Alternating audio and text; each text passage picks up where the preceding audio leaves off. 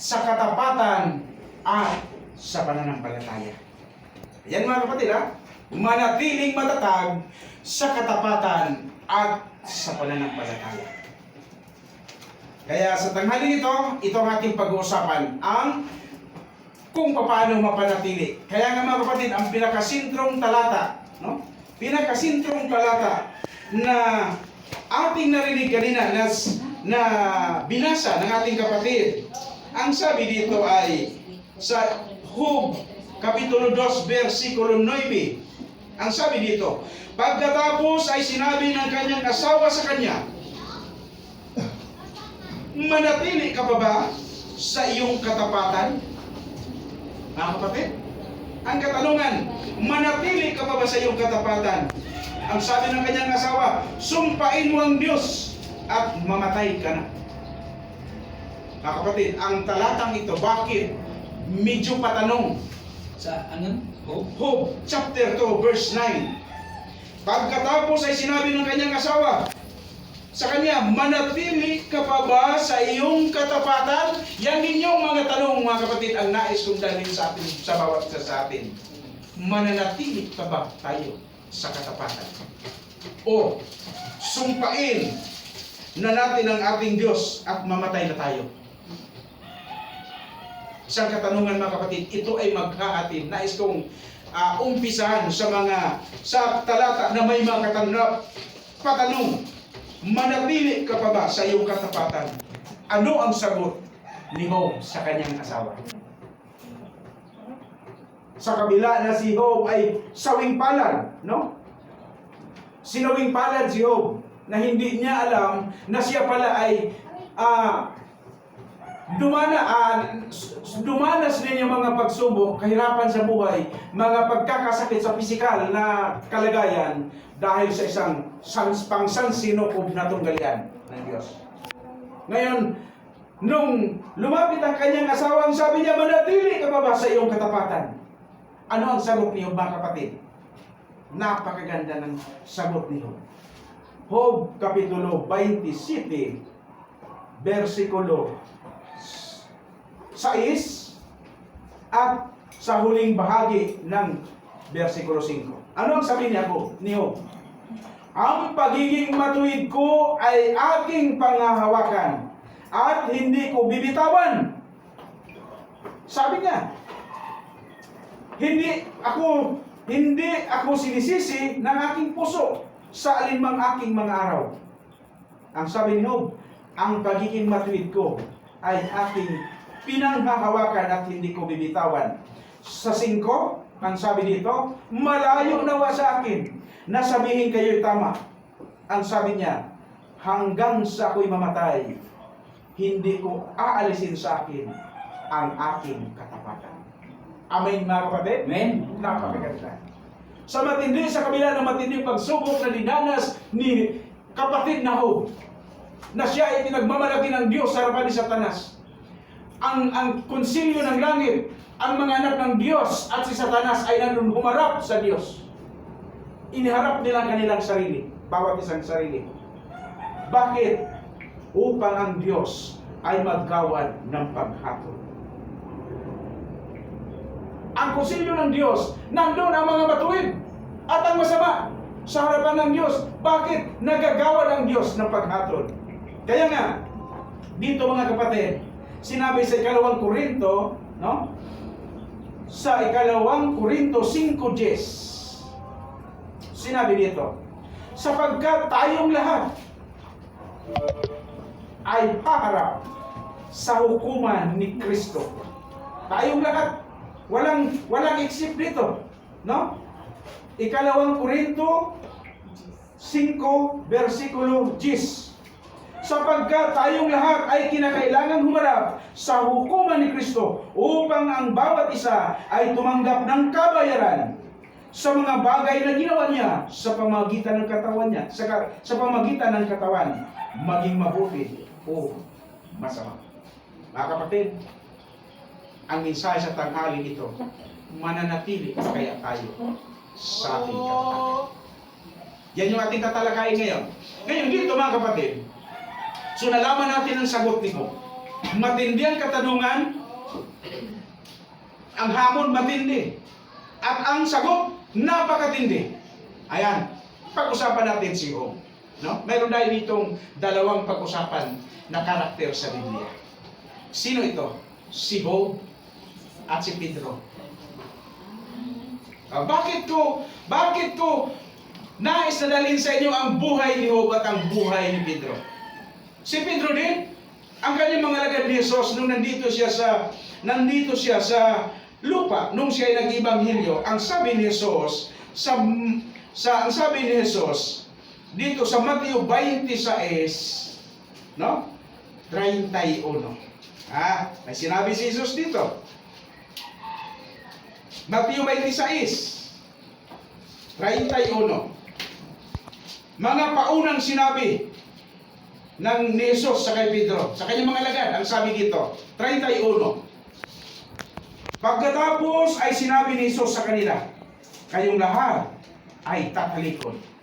Dahil sa gabing ito, dahil sa akin, ang sabi ng Diyos, sabi ni Kristo, pagkatapos ay sinabi ni Jesus sa kanila, sino ito? Kanila, mga alagad, kayong lahat ay tatalikod dahil sa akin. Sa gabing ito, sapagkat nasusulat, sasaktan ko ang pastol at ang mga tupa ng kawan ay magkakaundaw at apotang. Sinabi ni Jesus. Pero anong sagot ni Pedro? 33. Ang sabi dito, ngunit sumagot si Pedro at sinabi sa kanya, kung ang lahat man ay tumalikod dahil sa iyo, ako kailan may hindi tatalikod. Sabi ni Pedro. Matindi ang sabi ni Pedro. Ako hindi tatalikod. Sa 33, sinabi ni Jesus sa kanya, katotohanan sinasabi ko sa iyo, sa gabing ito, bago tumilaw ang manok, ay pagkakaila mo ako ng 3 ulit. Pero mo, ang Biblia mga kapatid ay may mga hula na short term at may mga hula na long term, no? Na pang hinaharap. Ito, short term. Hinulaan ni Jesus. Kasi nga, sabi ni Jesus, sasabihin ko tayo sa inyo upang kung ito'y mangyari, kayo'y maniniwala. Ayan, kaya sabi ni Jesus, sa gabing ito, no? Kayo'y ang lahat ay tatalikod. Sabi naman ni Pedro, sinabi sa 33, sumagot siya, si Pedro, at sinabi sa kanya, kung ang lahat man ay tumalikod dahil sa iyo, ako kailanman ay hindi tatalikod. Napakatindi ng kanyang sinabi. Pero sinabi ni Jesus, katotohanan, 34, katotohanan sinasabi ko sa iyo, sa gabing ito, bago tumilaw ang manok, ay ipagkakailangan ako ng 3 ulit. Sinabi sa kanya ni Pedro, kahit kinakailangan ako'y mamatay na kasama mo, ay hindi kita ipagkakailangan. Gayon din ang sinabi ng lahat ng mga alagad. Ano? Sabi ni Pedro. Pero kumusta ang buhay ni Pedro? Nung dinakip na si Jesus, patuloy, itong chapter na ito, sa verse 47, nung si Jesus ay dinakip. Ayan, dinakip na. Ipinagkanulo na ni Judas. Dinakip na si Jesus. Sa verse 57, sabi dito, si Jesus ay dinala ng mga dumakip sa kanya kay Caiphas, na pinakapunong pari, na kung saan nagkakatipon ang mga eskriba at matatanda. At sa 58, anong sabi? Pakibasa. Ngunit sumunod si Pedro sa kanya ng may kalayuan. Hanggang sa bakuran ng pinakapunong pari, siya ay pumasok at umupong kasama ng mga tanod upang makita niya kung ano ang mangyayari. Ano daw? Ang sabi? Ngunit sumunod si Pedro sa kanya na may kalayuan. Mga kapatid, sumusunod nga si Pedro pero may distansya sa kay Jesus. No? Sumusunod si Pedro pero may distansya.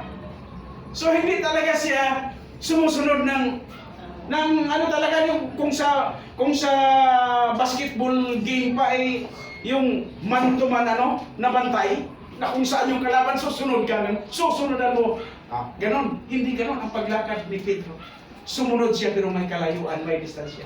Mapanganib mga kapatid, kung tayo susunod sa Diyos na may distansya, baka masingitan tayo ng kalaban. No? Masingitan tayo. Ngayon ito, tuloy tayo. No? Sa 69, dito mga kapatid, di ba hinula ni Jesus na tatalikod? Ayan, dito sa 69, verse 69 ng chapter 26. Ipinagkaila ni Pedro si Jesus. Unang bisis na pinagkaila, sabi sa verse 69, samantala si Pedro ay nakaupo sa labas ng bakuran. Napansin mo mga kapatid? Si Pedro ay nakaupo sa labas ng bakuran. Hindi sa loob, nasa labas. Delikado. Sumunod na nga si Pedro sa kay Jesus na may kalayuan, may distansya, at umupo pa siya sa labas ng bakuran. Kaya nga mga kapatid, nung dumating ang pagsubok, unang pagsubok kay Pedro, ang sabi nito, lumapit sa kanya ang isang aliping babae na nagsasabi, ikaw ay kasama rin ni Jesus na taga Galilea. Anong sinabi ni Jesus? Anong sinabi ni Pedro?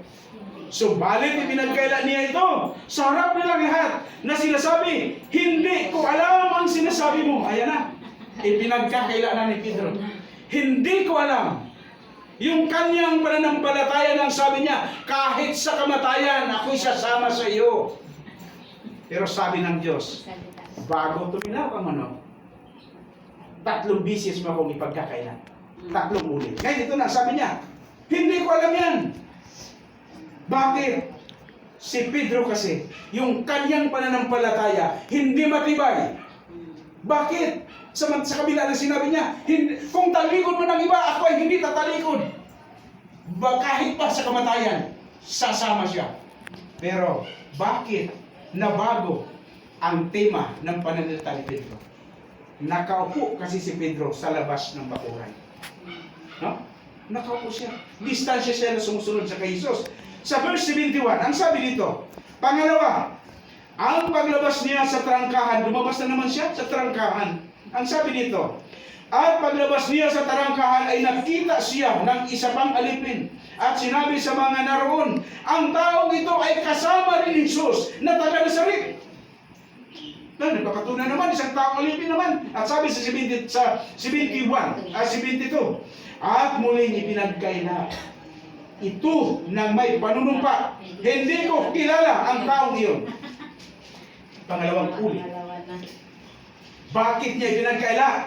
Lumabas siya mga kapatid sa tarangkahan. Huwag tayong lumabas. Huwag tayong lumabas sa tarangkahan. Kailangan nasa loob tayo. Ngayon, ang sabi dito, sa versikulo 73, ang sabi dito, pagkalipas ng ilang sandali, ay lumapit ang mga nakatayo roon. At sinabi nila kay Pedro, talagang ikaw nga ay isa rin sa kanila. Bakit? Sapagkat nahahalata sa iyong pananalita. Mga kapatid, may mga pagsubok na dumarating sa Seventh-day Adventist. Nahahalata ang iyong pananalita. Hindi lang sa pananalita, pati gawa. Sabado ka nga kung magsamba. Kaya kasama ka nga nila. Pero, ang sabi ng Apostol Pedro, sabi niya, pagkatapos, sabi niya, talagang kasama ka. At dahil sa iyong pananalita, nahalata ka. Sa 74, pagkatapos ay nagpasimula siyang magsalita ng masama at panunumpa, hindi ko kilala ang taong iyon. At kaagad, tumilao ang manay. At sa 75, at naalala ni Pedro ang salitang sinabi ni Jesus, bago tumilao ang manok, ng 3 ulit, ay 3 ulit mo akong ikakaila. At siya ay lumabas at mapait na tumangis. Ang sabi sa King James Version, siya ay tumangis ng kapait-paitan. May version na gano'n. Tumangis si Pedro ng kapait-paitan. So ano ang pagkakaiba? Ito na. Ang buhay ni Pedro, mga kapatid, si Pedro ay nangako sa Diyos. No? Na maging sa kamatayan, siya susunod, sasama siya. Pero nung dumating ang pagsubok, matinding pagsubok, mga kapatid, si Pedro ay hindi nakapasa.